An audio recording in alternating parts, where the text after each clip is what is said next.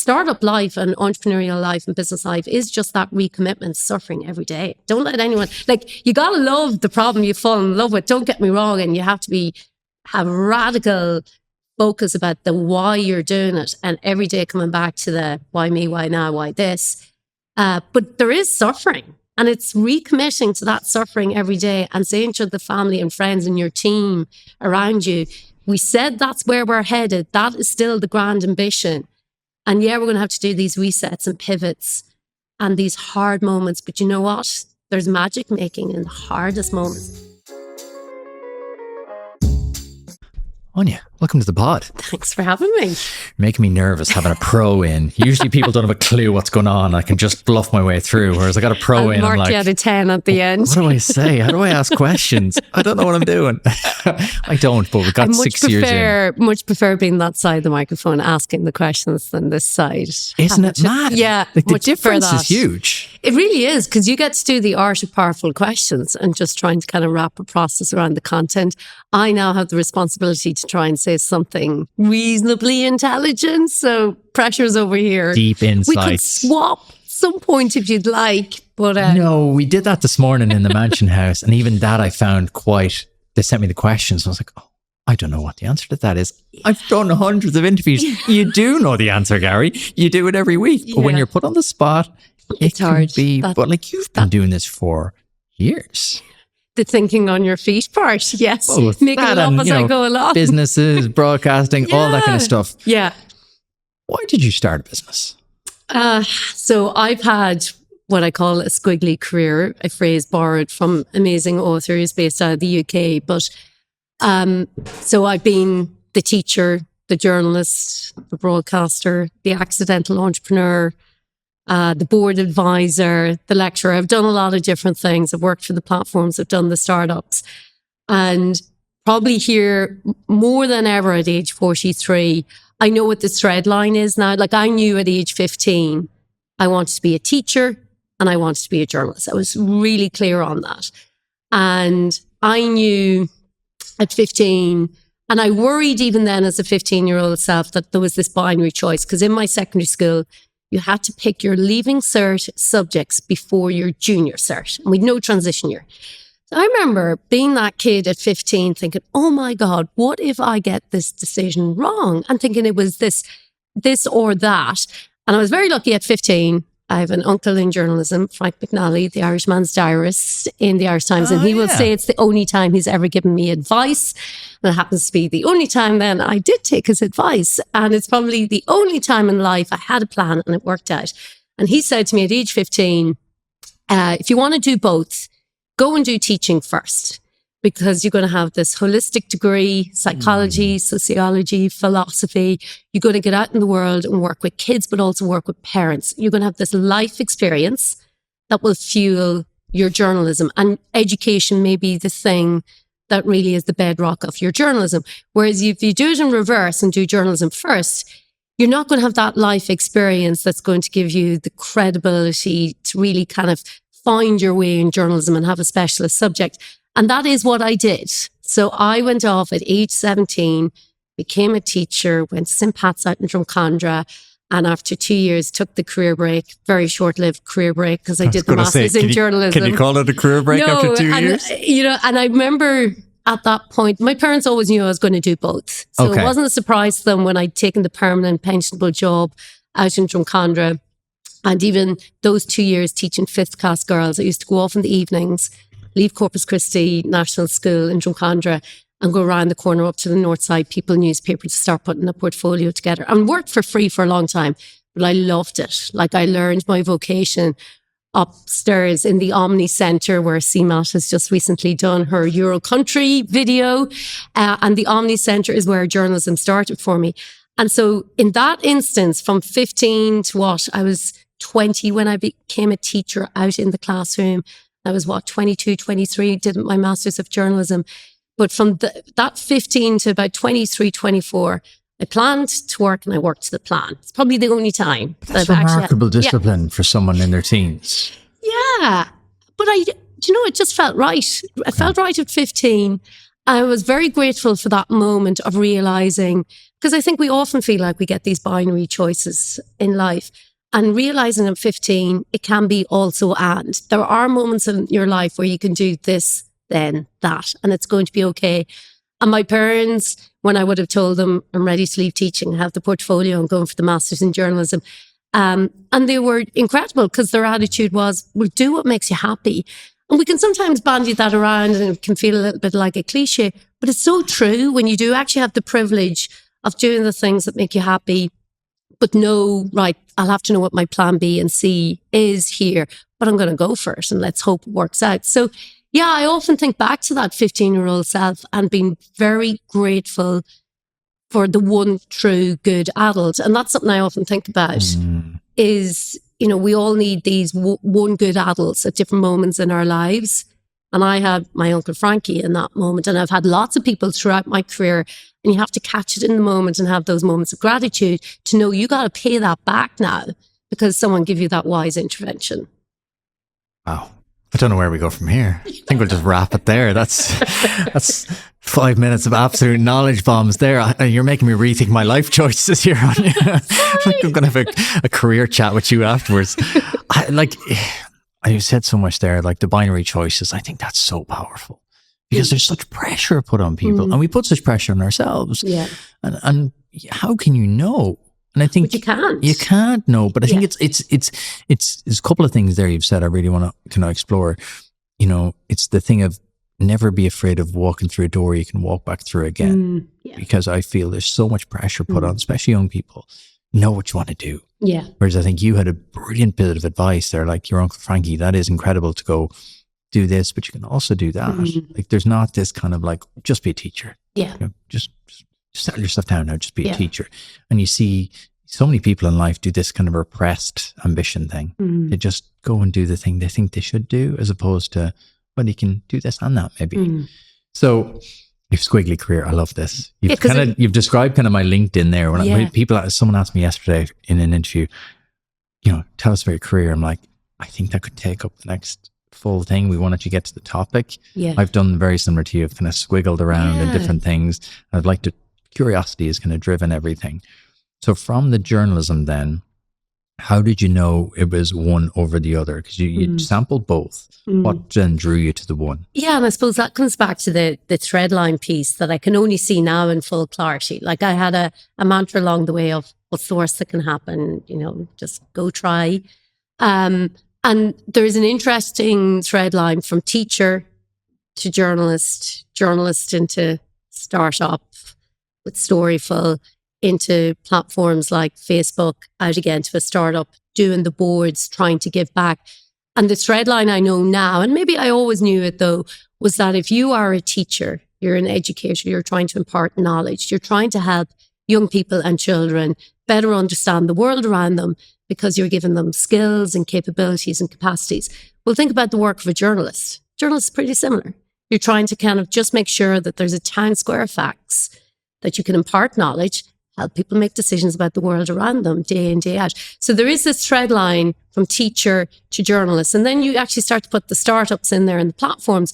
Well, all of the work I've done through the startups and the platforms is pretty similar in terms of, well, what does it look like to play my part if I can help amplify quality news and information and mitigate maybe the stuff that can do real world harm? So the thread line is there. And that's probably been the purpose from, you know, age 17, going to college, having this squiggly career.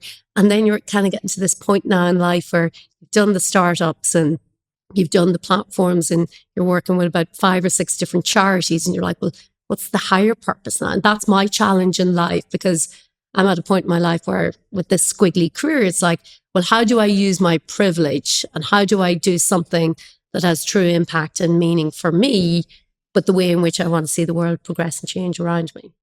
What is that higher purpose you want? Increasingly, given work with Gashka, the president of Ireland's Award for Young People. So I chair that. I chair the Shona Project, which is this initiative in schools across Ireland to help young girls with mindset, confidence, resilience. And I chair Rethink Ireland, which is this incredible €109 million fund that is funding social enterprises across the country. It's just extraordinary what it does. And then in the background, try to help everyone from Awaken Angels to tech founder, Fierce Stan and Dog Patch Labs and beyond.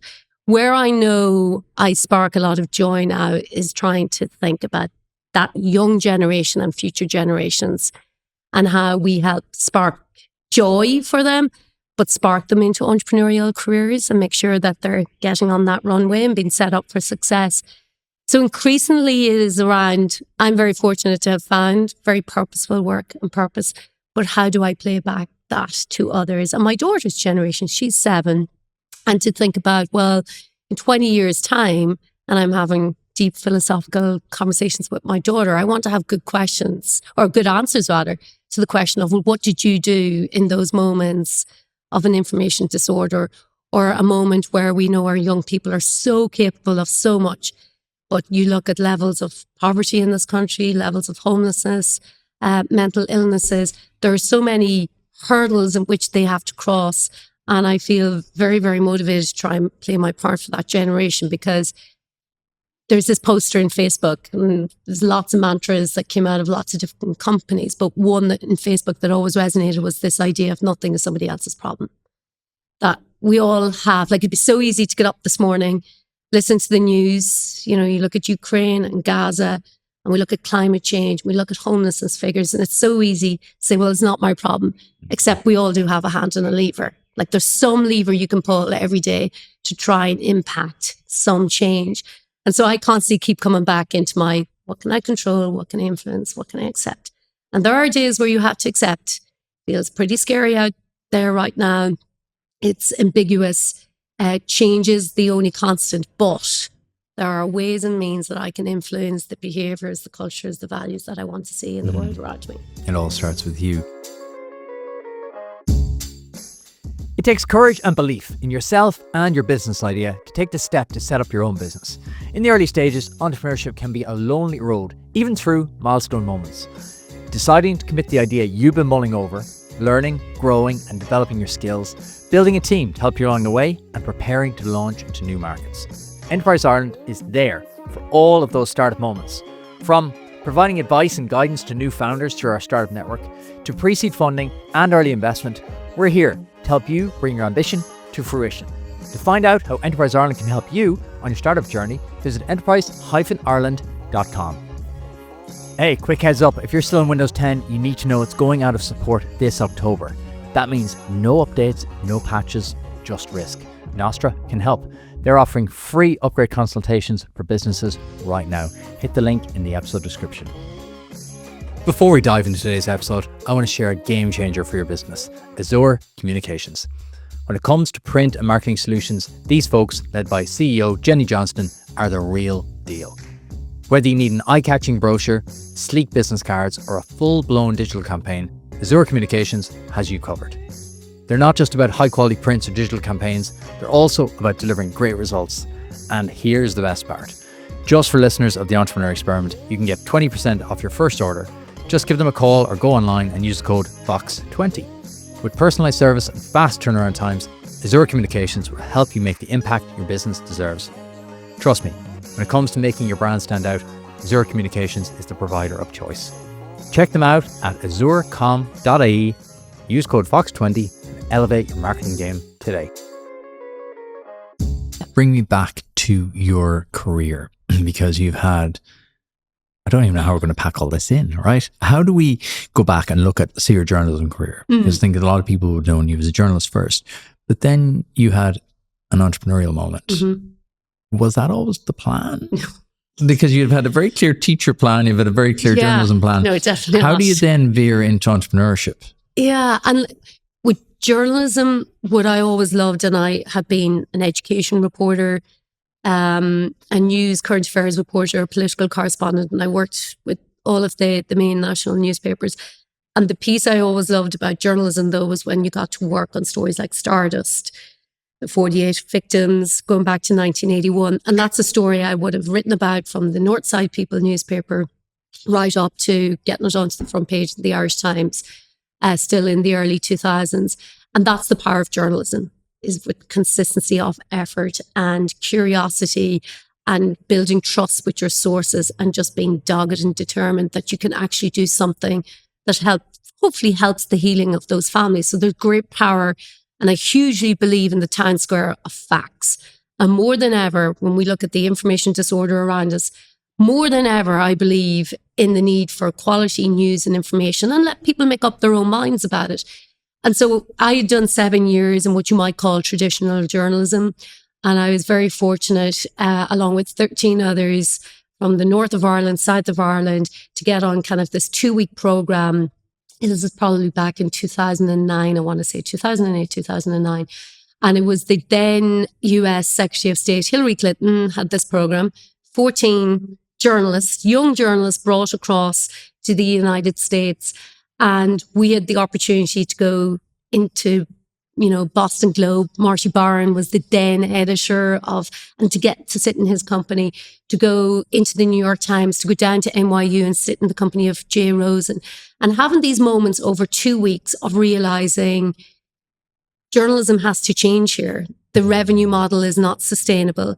And having this moment sitting in Jay Rosen's classroom, and I consider Jay Rosen one of the absolute godfathers of journalism best practice, and him saying, we're doing it in the wrong order. Journalism, traditionally, we've stood up on our high hills and we've preached in the hope everyone's just going to buy the newspaper, turn on the radio, turn on the TV at these designated times of the day and listen to what it is we have to say. But what if you do it in the other order of start with your community, start with truly public service journalism, where your audience have the stories and you're trying to pull from them and curate from them. And coming back after that course, actually, while we were still in New York, myself, Fran McNulty, there was Colm O'Mungan, people who are well known on radio and TV today. We'd been in a diner just off Times Square, and up on the ticker came, the IMF has arrived in Ireland at the end of this 2 weeks. And we went out onto Times Square and we're looking up at the ticker. And at the time, I'd been told by my editor, don't tweet anything that could compromise tomorrow's newspaper. Even though this conversation was breaking news, it was across all platforms, the conversation was live. Like, you think back to that moment in Ireland, and feeling absolute this moment of paralysis, and got to the airport, started writing an email in draft, landed here and sent the email to somebody I'd never met before, only ever seen him on the TV, and that was Mark Little. What was the email? The email basically said, I've heard about Storyful, seen you on the Late Late Show trying to describe it, I'm not exactly sure what it is. You didn't do a very good job, Mark. But I think you're part of the future solution to the journalism I want to be part of, saving and doing something different. And so you'd picked up all these little kind of nuggets along the way going, you were seeing the pattern emerging, you were seeing the threads coming, and you're like, oh, this is now starting. I always think of when you're like, you go to get your eyes tested and they're putting in all the different, the blurry, less blurry, less blurry. Oh, it's kind of clear now. So you're having a moment of clarity going, this is coming. Yeah, Mark is this, anyone who knows Mark Little knows he's this amazing futurist and this lyricist. So like, knowing there was something there, I want to be a part of that, come what may. And meeting Mark, who, he still has the email. I have the email too. And so you emailed him. Yeah. He replied, obviously. I tell him that he needs to hire me, that he does not have a job for me, but over, several months and several coffees, I think, again, consistency of effort. I left a big role in traditional journalism and politics and media to go down into what was our offices in the IFSC. There was probably only 10 people in Storyful at the time, and often you'd go into new jobs and somebody says to you, you don't need to reinvent the wheel. Well, in Storyful, we kind of did have to reinvent the wheel. And yes, so began this craziest adventure, particularly with Mark, who I now call, one of my dearest, bestest friends in life. And knowing, even sitting down in that room, like if you think back, 2010, this period in our lives, boom to bust, feels very heavy. And here you are, part of this startup, and you're going to have to pivot quickly and do the resets and change to meet the moment. And we did. But as Mark and others will tell you, with any business venture of that nature, you got to endure a lot of lows and optimize a lot of highs, but hopefully just day by day make magic. And we were very, very lucky with Storyful did it again a second time, obviously in Kinzen. Oh, we're going to get to that. Yeah. You're the prolific. The friends and family called the difficult second album, but it came good for us in the end. It's so rare. Like, it's super rare. Like, I mean, everyone says, oh, back a serial founder. But it's very rare to see a founder like you go twice in quick succession and have almost very similar outcomes. Yeah. So before we move off Storyful here, what was the highlight of that? It's just the team. I think, I know I speak for Mark, when you think about, of course, you have the relief of an acquisition and the joy and the happiness that comes with that. But when I think of Storyful, I just think of this extraordinary team with so many different backgrounds from journalism, academia, different industries. And we always made a point in Storyful of just hire people who are curious and who are here to learn and can adapt and have open mindsets. And we just this extraordinary team from across the world. And we were really 24/7. Even the day we sold, we were still only a team of 30 people from Sydney to, California. And it was always on as a team. And you think of news events through the years where it's like the Arab Spring back then, the Paris attacks, the Boston bombings, all of these moments where you were taking the call to get on together and try and make sense of these massively breaking news moments, because you felt a real responsibility of these news moments will only be known because of eyewitnesses who've happened to take out their phones in these moments and upload it to a YouTube or a Facebook or a Twitter. And we bear a responsibility now to try and find that content in real time, verify the date, source, location, talk to that eyewitness, get their permissions, tell their story, and bring this content, these stories from the margins to the mainstream and distribute it. And so when I think of the incredible nature and powerhouse that was Storyful, it was all team. And you know this because your podcast is about the people. Like, it's people who build culture and teams and products and tools and services. And like some of those people, you look at where they've gone on today, like Malachy Brown, New York Times, like award-winning Joni O'Sullivan, hired him as an intern into Storyful. Megan Spezia, Claire Wardle, like the Storyful network effect now, where it was truly this special team of its moment that was learning, building technology that was finding this content in real time, but then building this extraordinary skill set on top of your traditional journalism and your natural curiosity, with this ability to verify in real time. And they've gone out into the world of newsrooms to preach, to train others. So it's the network effect of a truly brilliant team is what makes me really, really proud today. I think that's a really interesting point, because we're both going to be judging the image pitch competition. And you kind of look at what's unique and what makes people stand out. And they asked me why I'm excited to do it. And I was like, because Ireland's ecosystem is at a real tipping point now. Mm-hmm. Like what you've just outlined beautifully there is we now have people like you, and then people who've been trained up by you who are now in the ecosystem, who might be going again, who might be building something. So we now have expertise. We've seasoned serial entrepreneurs who've done it, who now go, yeah, this is going to be my third one, but I'm going to change it like this. There's something special happening in Ireland. I think we have an opportunity. Yeah. We can go one of two ways here. I think we can keep bringing in foreign direct investment, or we can build the best place 100%. In the world to start a business. I think we've a real opportunity there to sense it now. And I think people like you and I who really care about this country and want to see local sustainable jobs that can weather the headwinds, because right now there's a lot of ambiguity of what lies ahead, given potential trade wars and tariffs. So the more that we can do that anchors jobs, innovation here in this country.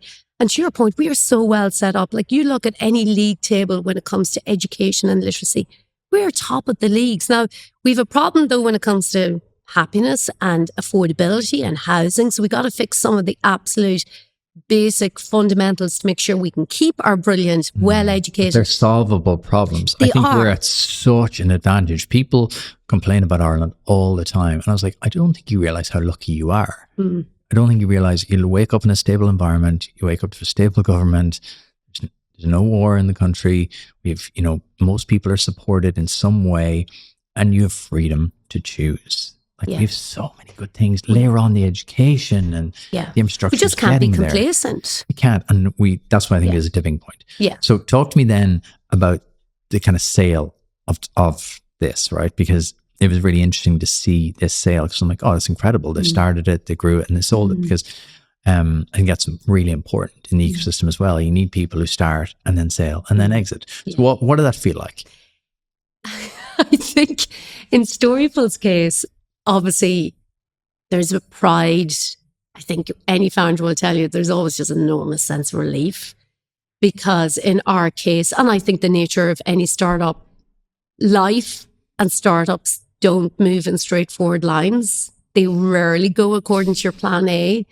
I think it's fair to say with Storyful, we were definitely probably plan C, plan D, because we had a moment of, it was B2C, then became B2B, and we were selling into the world's publishers and broadcasters. And that news wire was so critically important for the mainstream to have this content in real time. But what became revenue generating for us was when I came back 2012 from the US elections. So my beat and specialism, I love doing the politics piece in Storyful, and Mark and team realizing we got to find another revenue angle in order to kind of sustain this news piece. And we had this realization that if we could use the same technology that was helping us find the news eyewitnesses in real time, what if we could find the cat videos and the funny videos and just the serendipity, spontaneous nature of the weird world that we all work in? What if we could use the same technology over here to find it before it goes viral? Okay. Find it, verify, talk to that person and say, we will do a revenue share with you. We will bring this to all the world's media. And every time that video gets played, you're going to earn money. And that was the unit then that I ended up building inside Storyful with an amazing team around me. And that became extraordinarily successful inside Storyful. Like to this day, we still hear the stories from parents who've come back to say, I put my kid through college because of that video. Thank you. And all you were doing was helping them through the Wild West. Because if you think back to this at the time, you could upload a video and suddenly there'd be 1,000 copies of it on lots of different platforms, and you had no way of pulling it back in. So we built this very ethical, transparent licensing model that became very, very successful, that set us up then that we had this viral wire with this news wire. So the time of acquisition and News Corporation coming along, obviously there's a pride factor. You've just weathered recessionary times, you've weathered the pivots, and there's relief because you've done it. Now, Mark will often say that the day we sold was the day Storyful was profit making. And there, I think for Mark, there'll always be a little bit of a question of what if. But when I put myself back into that room down, not far from here near Merrion Square, and going through all of the options and running the scenarios, like right then it felt like the right thing to do. And it remains when you see Storyful still out in the world doing what it does, working with the world's biggest, bestest newsrooms in this moment where more than ever, you need to be able to trust what you see, but you equally have Storyful continuing to debunk what is BS and what is false. It plays such an extraordinarily powerful and important role. So yeah, relief, happiness, no regrets. So the day you sold, it was relief. Yeah. Yeah. And I think even second time around, and exhaustion. Like, you know, there's so many times I think back to Storyful, and the team will laugh if they listen to this now. Like, we had hard times where you'd literally be looking at the light bulbs going, you know, do we have enough in the kitty to replace those? And we'd one Christmas party one year and didn't have enough to bring everyone out. And I felt so strongly about it. I took my Christmas tree in from Drumcondra in the boot of my car, and we ordered takeaway, and we just brought in whatever bottles of booze we had from home and played games. And it was the most memorable Christmas party. And I had to pack up my Christmas tree at the end of the Christmas party. I love you brought the tree in as well. Like the effort. Christmas tree was not in the budget. And like, you think about Storyful, because I think sometimes we do ourselves and audiences and people listening to a podcast like this, we do a disservice if we only ever talk about, well, we started here and we sold and it was great. And it drives me crazy. Yeah. And because people come on and go, oh, well, we did this and then we sold. I'm like, okay, so I need you to take me back to like 3 months in, 4 months, because these are the stories, because people will look at you, successful entrepreneur, successful broadcaster, and they'll see the end results. And we make this horrible thing of comparing ourselves to that. Yeah. You compare your day 1 to your day 1,000, and it's just not fair. And it puts, again, the binary pressure of like, oh, how do I be like, oh, yeah, it's not fair. She's done this, this, and this. But the reality is that. The reality is the grim messy. times. And like, I have this song, Carry On by The Fun. No, I know. And we went through a period where we were trying to close this deal. And I thought it was going to close next week. And I was like, if we get that check, we're kind of home and hosed here for a few months. And of course, the check didn't come. And I decided I'm not drinking. Not a sip of alcohol. Not that I was a big drinker, but I had this thing, not having a drink. It's a very Irish thing, to be fair on you. And of course, the deal didn't close for like 3 months. And we went out for 3 months and I was the person going, nope, I wasn't going to take a drink. We got this closed. And so I have this song from that 3 month period, Carry On by The Fun. And that idea of, Scott Belsky talks about it in The Messy Middle, of those moments of you just have to endure those lows, optimize the highs. But day by day, you still have to go in, turn the lights on, go to work to plan to work, do the deliverables, keep the lights on, business as usual, while all the time looking around corners, trying to make sure, are we doing all the things within our powers and capabilities to get that? And so there's messy, horrible moments, and it's the things outside your control, like somebody promising you that check and it doesn't come for 3 months. And so you're iterating and you're pivoting, and Mark's off doing speeches to keep, revenues coming in and all of that. And that's the magic making though, because it's in those moments, that's where you build human connection. Those are the moments with your team. And don't forget, your team are building the product and the company and the culture. And those are the moments you build trust. You're literally telling people in Storyful and Kinzen how much is in the bank. So there has to be this radical transparency, but it does create this sense of togetherness. So when I think back to that Christmas tree, in some ways as funny as it is now, but back then it was like, oh my God, we got to give this team a Christmas party. Like, who can go through the Christmas season? And I can laugh about it now, but in those moments, you're just like pushing the boulder up the hill, just trying to grind it out every day. And so it is, startup life and entrepreneurial life and business life is just that recommitment, suffering every day. Don't let anyone, you got to love the problem you fall in love with. Don't get me wrong. And you have to have radical focus about the why you're doing it. And every day coming back to the why me, why now, why this. But there is suffering. And it's recommitting to that suffering every day and saying to the family and friends and your team around you, we said that's where we're headed. That is still the grand ambition. And yeah, we're going to have to do these resets and pivots and these hard moments. But you know what? There's magic making in the hardest moments. Like, I know I'm a better person today because of those moments of resilience rather than the moments where you got to announce an acquisition. Doesn't feel good at the time. No. But, it does change. If you learn the lessons, it does change you as a person. Yeah.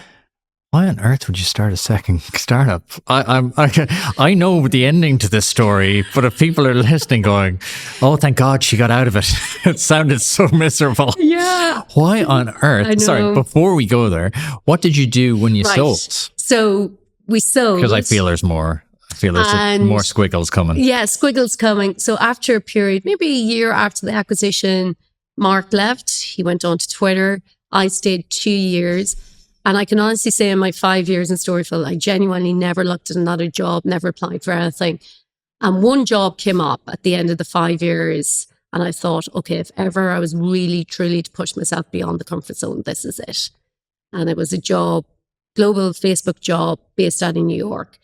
And I had this thing, even though I've been traveling the world for Storyful, I had this thing about, I would love to go and live abroad and bring something back. And maybe there's a little bit of the Irish chip on the shoulder where sometimes you feel like you have to leave in order to come back. But I also felt this role was global head of journalism partnerships. So this is beginning of 2015, I get this role. Because my genuine belief was, well, what if Facebook there's all of this incredible content. You can help journalists find it, as we've been doing in Storyful. You can teach them how to verify it, turn it into stories, monetize it, find new audiences. This is a really important solution to the future of journalism. And so left Storyful. Mark had gone at this point, moved to New York to head up global journalism partnerships, to build the tools, products, services that would help journalists do their job on Facebook, through Facebook, and find new audiences. And I did that for about 20 months, so nearly 2 years. But Mark and I had always said to each other, if and when we have the itch and something worth solving, we'd go again. And my role, as you can imagine, by November 2016, part of it had already been about, well, how do you detect, disrupt what was then called false news on the Facebook platform? So a huge amount of my job became about that whole world and trying to build the Facebook Journalism Project, the News Integrity Initiative, coalitions with First Draft, and trying to kind of think about news and information on this very, very long spectrum from, right, you have to think about the responsibilities around algorithms, but you need to think about news literacy even in your schools, journalism partnerships. How do you support local newsrooms in the United States? Like, news deserts is a very, very real thing in the United States back in 2016 and now, where you just have huge towns and cities without operating newsrooms now because they haven't been able to keep pace with the transformation where everyone is a publisher, so many platforms now. And democracy dies in the darkness of those towns and cities where there's no accountability and you don't have the town square facts. So back then, Facebook was trying to think about, well, what responsibility do we bear here to try and be part of the solution? So that was my life for nearly 2 years. Learned a huge amount, but in the learning realized there was this question that Mark and I had started to talk about of what would it be like if you could start again when it comes to news consumption and this information disorder. And what if you had the luxury of coming back to Dublin, literally to a whiteboard to try and figure it out? And that's what we did. What was living in New York like before we come back? Because I love New York. I have this fantasy about moving to New York to write a book or something. It's just, there's something about that city. What was it like to live there?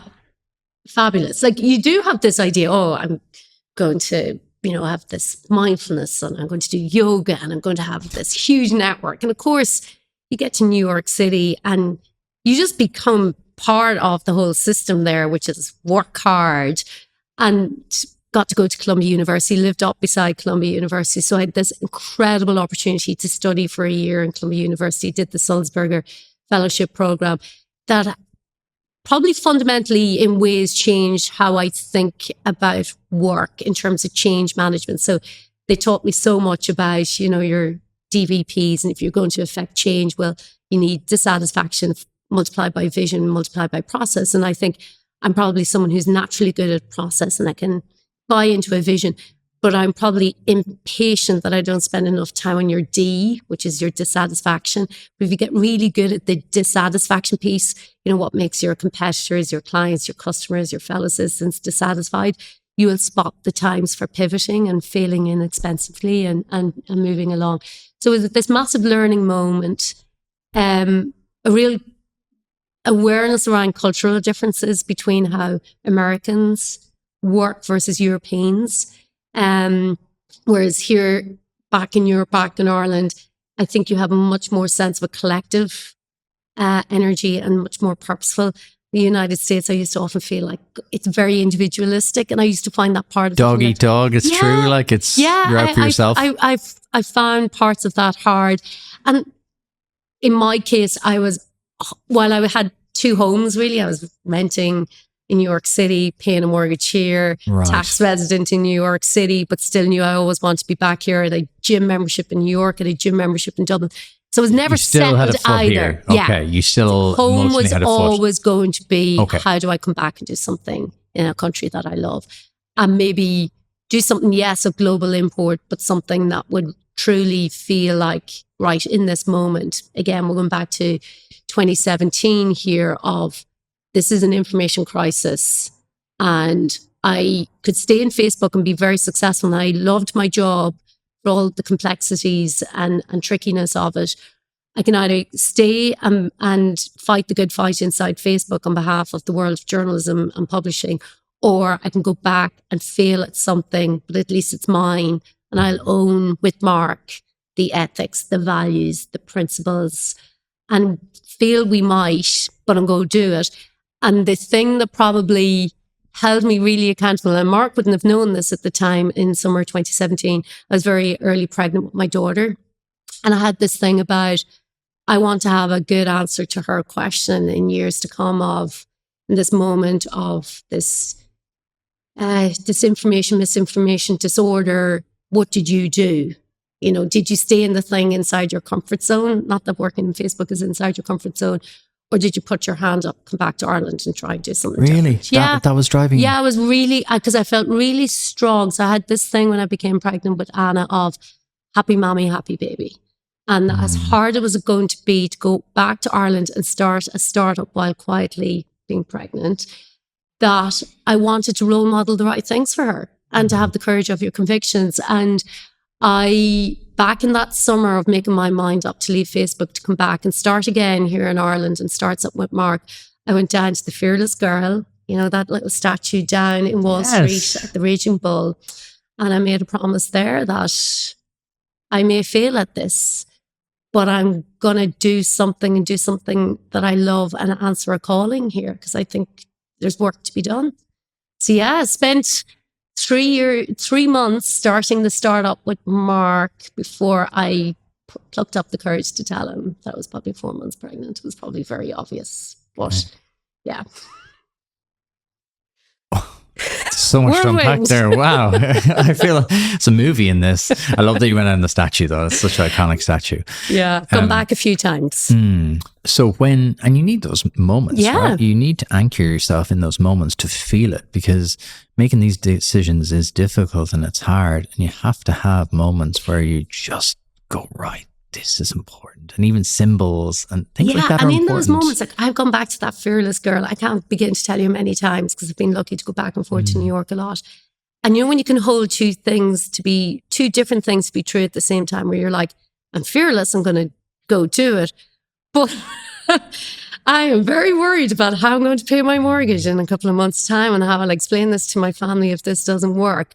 And you can hold those things to be true, can't you, at the same time of feeling really courageous and really scared. And I think that's the important thing as well, for anyone already out on their entrepreneurial journey or itching to get in there, is that these two things have to sit side by side all the time, but you have to push yourself outside that comfort zone, knowing the risks, knowing the mitigations, and being honest all the time of, well, what would I do if I weren't afraid?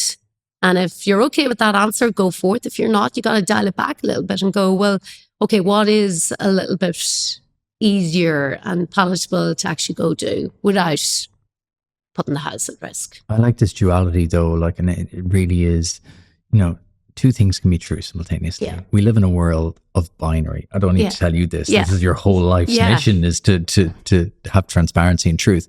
But we live in such a binary world. You're either for it or against it. Yeah. It's this or it's that. It's yes or it's no.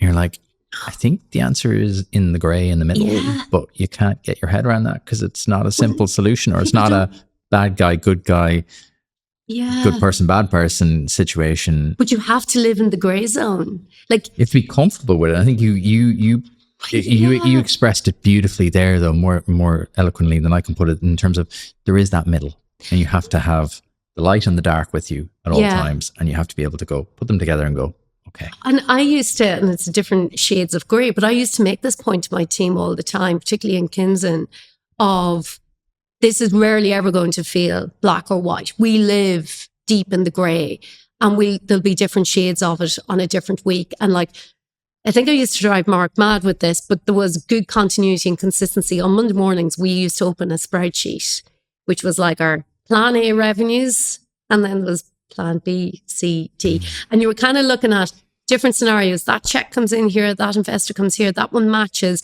And you're playing out these scenarios. And sometimes you were having to map out right down to plan F and be okay with, right, if that's the one we trigger here, that's still okay because it's still the stubbornness about the mission and vision.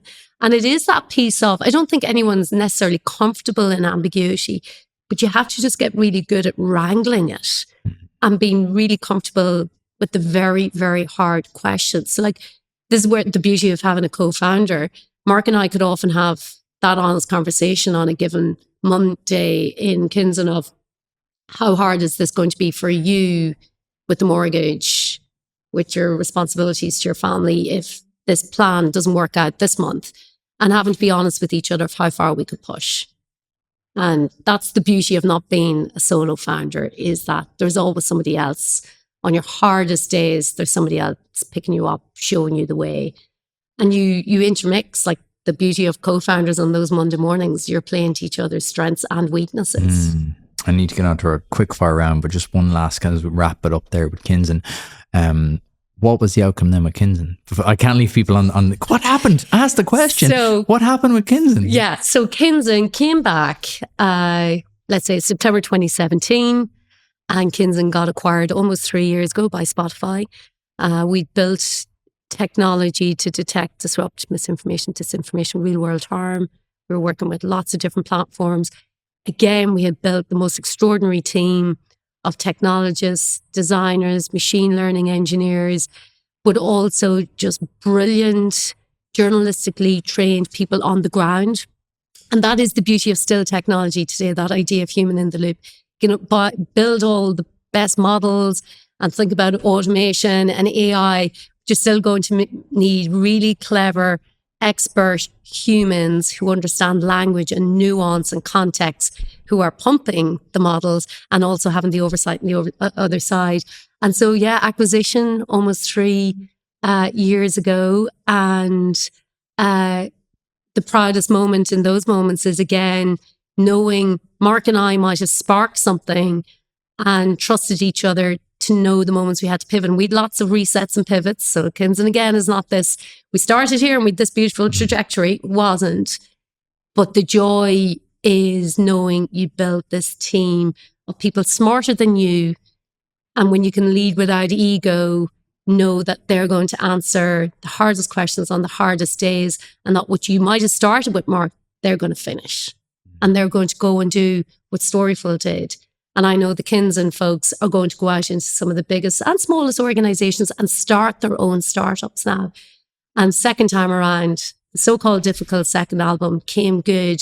But the joy that it gives me is now seeing that team go out into the world, go into Spotify and do extraordinary things. The ripple effect. We're going to have to get you back for part 2. Sure. We've barely scratched the surface here. Enterprise Ireland helps to support and fund a vibrant startup ecosystem, providing supports, insights, and network connections to the most ambitious Irish startups. From expert advice to raising funding, exploring opportunities in international markets, to strategic planning, Enterprise Ireland is here to support you in those important startup moments. For more information about how Enterprise Ireland can support you on your startup journey, visit enterprise-ireland.com. Enterprise Ireland, helping Irish startups go global. Quick fire round. Okay. Right? Literally just need one sentence for these. Right. What book has had the most impact on you? Playing Big by Tara Moore, particularly for women. Help you wrestle with your inner critic, but trust your inner mentor. Playing Big? Yeah, Playing Big, and it's Moore, M-O-H-R by Tara Moore. Brilliant. What's your superpower? My superpower, I think, is the art of powerful questions. And if you can ask questions and lead without ego, you don't mind sometimes asking the obvious questions and trusting that other people have the expertise and the answers, and you can convert that into something meaningful. And yeah, my superpower is knowing I'm not the smartest person in the room and being okay with that, and just being the Microsoft CEO put it once of, don't be the know-it-all, be the learn-it-all. And I'd like to think I'm that. Lead with curiosity, lead by listening, trust the team that you've hired. What daily habit is the secret to your success? Several coffees, too much coffee, training every day. But I will say my most important daily routine is the time with my daughter, because you got to remind yourself what you do it for. And the change you're trying to impact in your society, community, a country you love, what's it all for? Well, it comes back to a little 7-year-old that you're ultimately accountable to at night. So, yeah. I agree with that. I'm going to give you €1 million to invest in one person or one company. Who?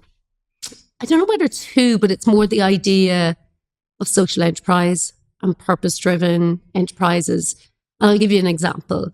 There's an incredible lady called Áine McHugh out in Ballymun who is building Hair Together.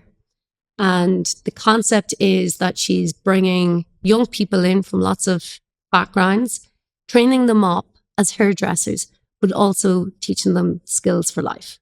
So emotional regulation, how to communicate. And it's probably going to be the world's first trading for impact salon and academy. And she has an extraordinary background. She's very public about her own drug addiction and how she transformed her life. And the work, she has put about 260 kids out in Ballymun through this program. She is extraordinary. And so if I had $1 million like that, I'd be giving it to the Áine McHughs of the world, the bounce backs of the world.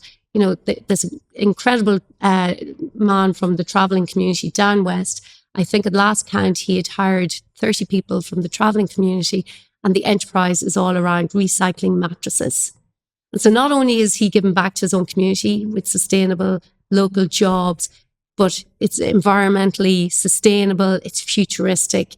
That's another business worth backing. So it's more this idea of social enterprises, those who are actually doing real good in the world around them. Because it's very hard sometimes for them to actually get the fundraising. Don't think we've Rethink Ireland, which I chair, is all about trying to do this.